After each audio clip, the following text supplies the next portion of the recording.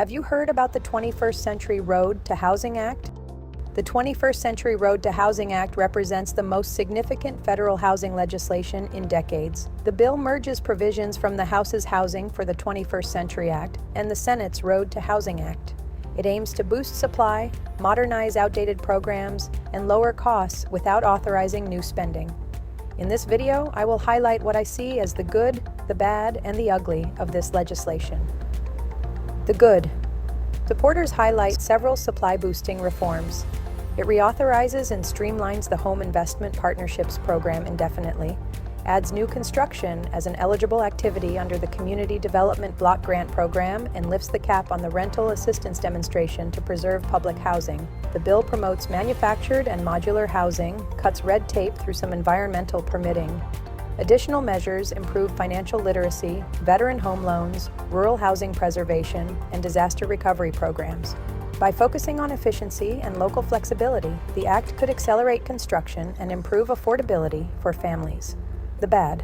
Critics, including some economists and real estate groups, argue the bill's most controversial provision, Section 901, homes are for people, not corporations, undermines its goals. It bars large institutional investors, those controlling 350 or more single-family homes, from purchasing additional single-family homes, with limited exceptions for build-to-rent projects that must be sold to individuals after 7 years.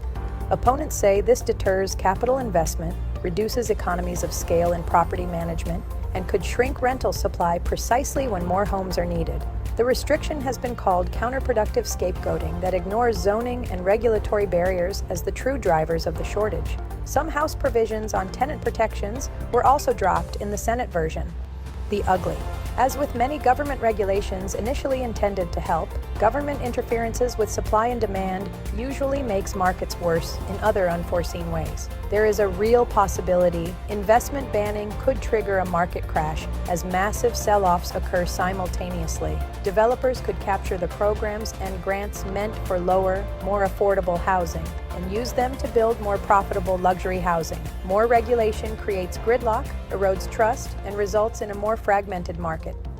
As of April 2026, the Senate amended bill awaits House action. If enacted, it could modestly increase supply through smarter federal programs, but its investor limits risk unintended market distortions. Success will ultimately depend on whether states and localities seize the new tools to build more homes. I personally would like to see more programs like SHIP, State Housing Initiatives Partnership, and Hometown Heroes.